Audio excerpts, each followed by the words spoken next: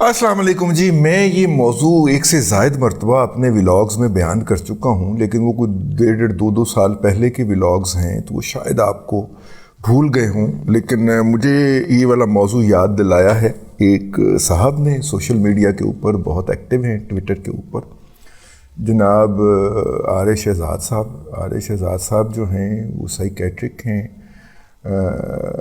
Quaid-e-Azam university से उन्होंने gold medal लिया था और डबल मेरा ख्याल मास्टर हैं, ट्रिपल मास्टर हैं। और फिर वो बाहर चले गए और बाहर जाके उन्होंने वहाँ पे यही काम जो है, यही शोबा अपनाया हुआ है। सोशल मीडिया के ऊपर एक्टिव है, रिसर्च करने का उनको पता है। उन्होंने अपने वॉइस ओवर के साथ ये बात कही है। उनका भी हमने उनसे इजाज़त ली है, ख़ास तौर पे उनका ये वाला काम हम अपने आज के व्लॉग के अंदर इस्तेमाल कर सकें। लेकिन इसके साथ एक ज़ाती वाक़या भी वाबस्ता है। 96 की बात है। हाँ, मेरा ख्याल है 95-96 की बात है। एक अमेरिका के थिंक टैंक के अंदर एक रिसर्च एसोसिएट की नौकरी आई। मुझे किसी दोस्त ने वो जो था वो रेफ़र किया। ऑनलाइन ही थी, इश्तिहार नहीं आया था, ऑनलाइन नौकरी थी। उस रिसर्च सेल वो जो था ना, वो क्या उसको बोलते हैं यार, थिंक टैंक की वेबसाइट का उन्होंने मुझे कहा कि वहाँ पे जाके देखो और उस पर अप्लाई करो। हमने जाके वो देखा और अप्लाई कर दिया और वो जनाब उनका रिप्लाई भी आ गया और उन्होंने मज़ीद डॉक्यूमेंट मांगे, वो भी हमने दे दिए।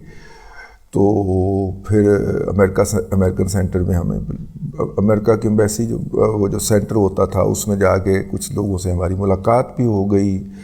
फिर उसके बाद ये भी मोडेलिटीज़ तय हो गई कि जनाब आप वहाँ पे पहुँचेंगे कैसे, और बच्चे आपके साथ। 1 साल का ये रिसर्च प्रोजेक्ट था।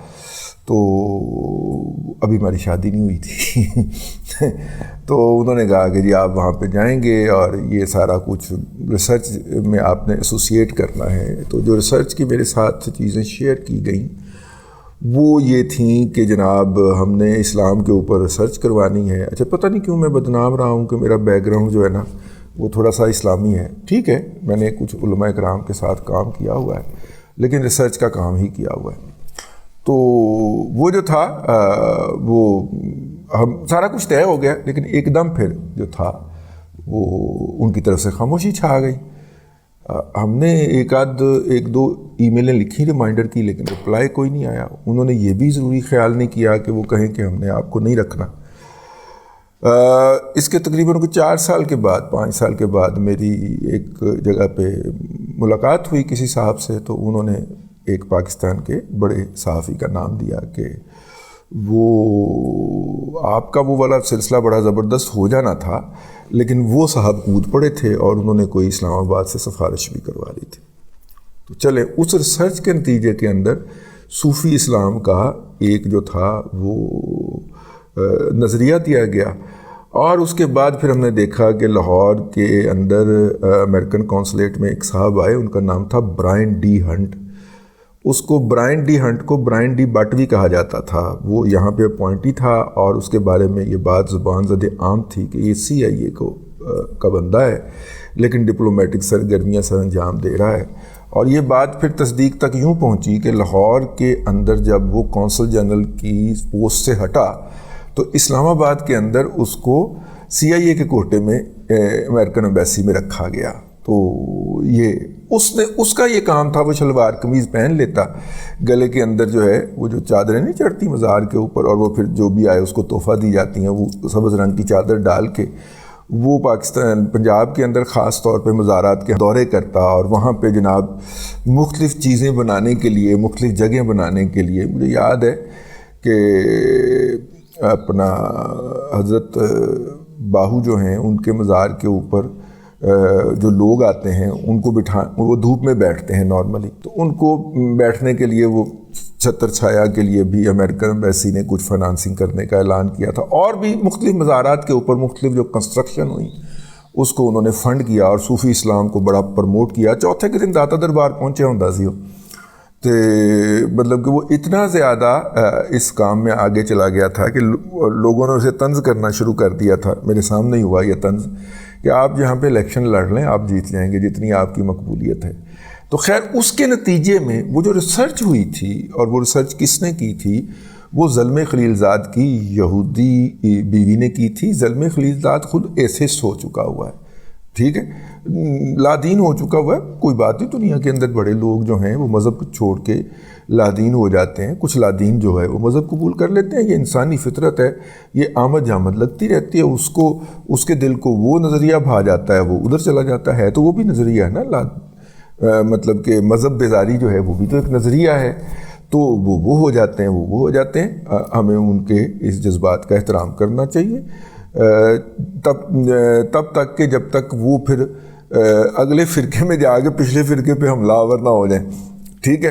اور ویسے سودا یہی بکتا ہے. یہ جتنے بھی گجرانوالا، سیالکوٹ، نارووال جو ہے اس علاقے کے اندر مولوی پائے جاتے ہیں، وہ ان کی گفتگو ہی یہی شروع ہوتی ہے کہ جب میں پچھلے فرقے میں تھا. اور وہ پھر فرقہ پرست مولوی جو ہیں وہ معاشرے کے اندر فساد پھیلاتے ہیں. تو ایسے فسادی کا ارتداد ضروری ہے، لیکن اگر وہ تبدیل کر لیتا ہے تو ٹھیک ہے، اس کی سمجھ میں وہ بات آ گئی ہوگی. خیر آپ میری اس بات سے بھی اختلاف کر سکتے ہیں، لیکن بہرحال یہ اس کا بیک گراؤنڈ ہے. میں نے کہا میں آپ کو پہلے بتا دوں کہ یہ فتنہ جو تھا یہ تخلیق کس نے کیا تھا. یعنی کہ میں نے جا کے کس کا جونیئر ایسوسیٹ لگنا تھا. وہ سارا سلسلہ جو ہے وہ ایک کوزے میں دریا بند کیا جی آر ایس شہزاد صاحب نے اپنے ہی وائس اوور کے ساتھ انہوں نے یہ بیان کیا ہے. پروڈکشن جو ہے اس کی کوئی اتنی خاص آئیڈیل نہیں ہے کیونکہ انہوں نے اپنے خود ہی کی ہوگی. تو لیکن یہ ہے کہ حقائق بڑے زبردست ہیں، تو وہ ملاحظہ فرمائیے. And at that point, Pakistan decided that having something like the Taliban as their actors in Afghanistan would give them a lot of control over Afghan political system. شیرل نے ایک اور ریسرچ سول ڈیموکریٹک اسلام میں امریکی establishment کو یہ مشورے دیے: ہمیں ماڈریٹ مسلمز کے کاموں کو رعایتی قیمت پہ شائع کرنا اور تقسیم کرنا چاہیے. تصوف کی مقبولیت اور قبولیت کی حوصلہ افزائی کریں. ان کی حوصلہ افزائی کریں کہ وہ بڑے پیمانے پہ سامعین اور یوتھ کے لیے لکھیں. اسلامی تعلیم کے نصاب میں ان کے خیالات کو متعارف کروائیں. القادر یونیورسٹی ہوگی، یہ ان کی بھی صوفی ازم کے اوپر ریسرچ کرے گی. روحانیات کو ہم ایک سپر سائنس سمجھتے ہیں، یہ سائنس سے آگے ہے، اس کو اسٹڈی کرنے کی ضرورت ہے.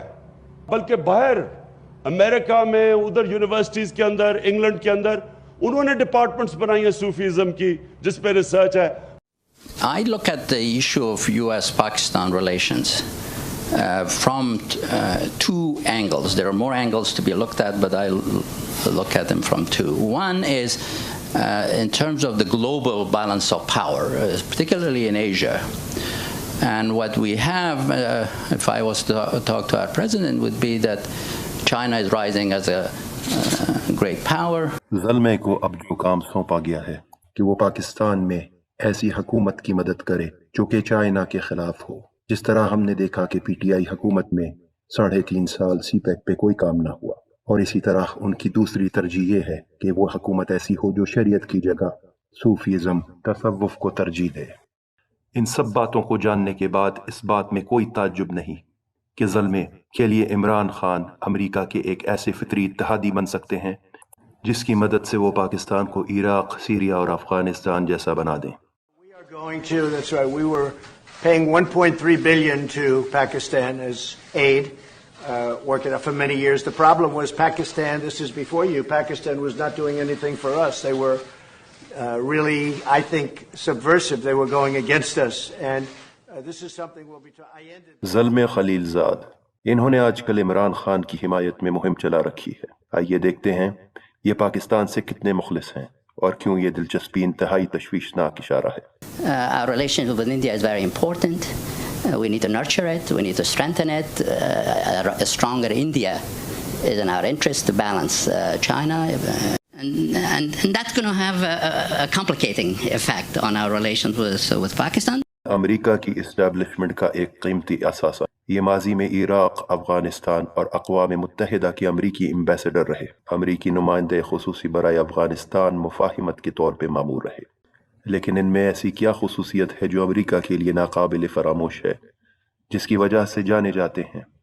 پس منظر. Your husband, Zalmay Khalilzad, it has been suggested that he might... ان کی اہلیہ شیرل برنارڈ جو کہ ایک یہودی مذہب کی پیروکار ہیں، NGO تھنک ٹینک رینڈ کارپوریشن سے تعلق رکھتی ہیں. یہ ادارہ امریکہ کے لیے ریسرچ کرتا ہے جس کی بنیاد پہ امریکہ اپنی فورن اور میڈیا پالیسی بناتا ہے. انٹرنیشنل میڈیا میں استعمال ہونے والی اصطلاحات جیسے ماڈریٹ مسلم یا اسلامسٹ انہی کی ریسرچ سے آئی ہیں جن کو میڈیا اور حکومتی کاغذات پہ یکسو لاگو کیا. شیرل کی اسی طرح کی ایک ریسرچ بلڈنگ ماڈریٹ مسلم نیٹ ورکس کو امریکی اسٹیبلشمنٹ نے حرف بحرف اپنایا. ریسرچ میں مسلمانوں کو 2 حصوں میں تقسیم کیا. اس تقسیم میں انہوں نے واضح طور پہ باور کروایا جو مسلم گروہ شریعت پہ یقین رکھتا ہے وہ اسلامسٹ ہے اور ایسے گروہ کے ساتھ امریکہ کا اتحاد ناممکن ہے. لیکن ماڈریٹ مسلمز امریکہ کے فطری اتحادی ہیں جن میں انہوں نے 3 قسم کے گروہ شامل کیے. ایک سیکولرز، دوسرے لبرل مسلمز اور تیسرے ماڈریٹ ٹریڈیشنلسٹ صوفی. تو جہاں جہاں امریکہ حملہ آور ہوتا ہے وہاں زلمے خلیل زاد کو بھیج دیا جاتا ہے تاکہ وہ اس بات کی یقین دہانی کرائے کہ اس ملک کی نئی حکومت ماڈریٹ مسلمز کے ہاتھوں میں دی جائے جن کا رجحان شریعت کی طرف نہ ہو بلکہ تصوف کی طرف ہو. آپ نے دیکھ لیا جی. اور آپ دیکھیے کس طرح جو ہے انہوں نے یہ ثابت کیا ہے کہ یہ صاحب جن کے دل میں جن کے میں وہ اس جگہ کا نام تو نہیں لے رہا، اخلاقیات جو ہیں وہ اس کے اندر مانے ہیں، لیکن جس کے دل کے اندر جو ہے وہ یہ سارا کچھ ہے اللہ آپ کا بھلا کرے، وہ عمران کی محبت ہے جس کے دل کے اندر، وہ دراصل کیا ہے اور وہ کیا فتنہ ہے اور وہ اس محبت میں کیوں مرا جا رہا ہے. میرا خیال ہے اس سے زیادہ کمپریہنسو بات نہیں ہو سکتی تھی. اور یہ ہو وہ گور شاہی والا فتنہ ہو، یہ سارے فتنے ایک جگہ پہ اکٹھے کیوں ہو گئے، اور وہ کٹ کا مقام جو ہے وہ PTI ہے یا عمران احمد خان نیازی ہے. یہ بات آپ نے سوچنی ہے اور اس طرف میں آپ کا دھیان ڈلوانے کے لیے آج آپ کی خدمت میں حاضر ہوا تھا. اللہ تبارک و تعالیٰ آپ کو آسانیاں عطا کرے اور آسانیاں خلق خدا میں تقسیم کرنے کی توفیق عطا کرے.